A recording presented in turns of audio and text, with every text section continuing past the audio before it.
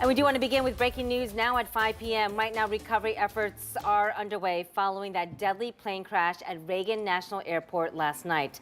Now, the National Transportation Safety Board provided the latest update on this incident just hours ago. Here's what they said. We are all here because this is an all-hands on-deck event. And we're here to assure the American people that we are going to leave no stone unturned in this investigation. We are going to conduct a thorough investigation of this entire tragedy, looking at the facts.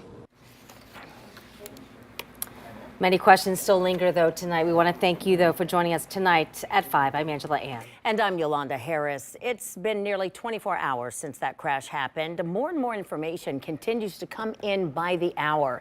10 TV's Clay Gordon joins us in studio with the very latest. Clay? Angela, Yolanda, President Trump says there are no survivors of the tragic mid-air collision last night. This was between an Army helicopter and an American Airlines regional jet. Now, 67 people are believed to have died in this. Recovery efforts on the Potomac River are continuing tonight. And the National Transportation Safety Board is leading the investigation into how the collision occurred. American Eagle Flight 5342 originated in Wichita, Kansas, where a prayer service was held earlier today at noon. Now, at the same time, President Trump appeared in the briefing room requesting a moment of silence for the victims before quickly pointing a finger at the previous administration's hiring practices. Democrats pushed back.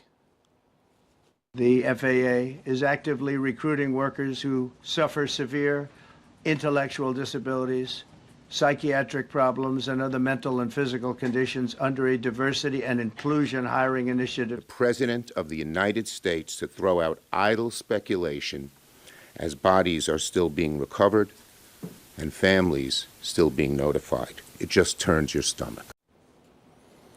And we know right now flights are taking off and landing at Reagan Washington National Airport after they were paused for nearly 14 hours throughout the night and into today, though several hundred were canceled and other flights were delayed. Angela?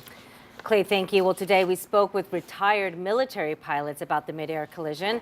One of them told us he has flown into Reagan National Airport countless times. Alan Campbell flew with the Air Force for more than 20 years. He was also a commercial pilot with Delta Airlines. Campbell says when you fly into Reagan, it can be complicated because it's a very busy airport, and he believes mistakes were clearly made before the crash, including communication with air traffic control. I feel bad for the commercial pilots because I think they were doing their job as best they could. 400 feet above the ground, your minimum airspeed, your minimum maneuverability, your chances of evading or avoiding that are minimal.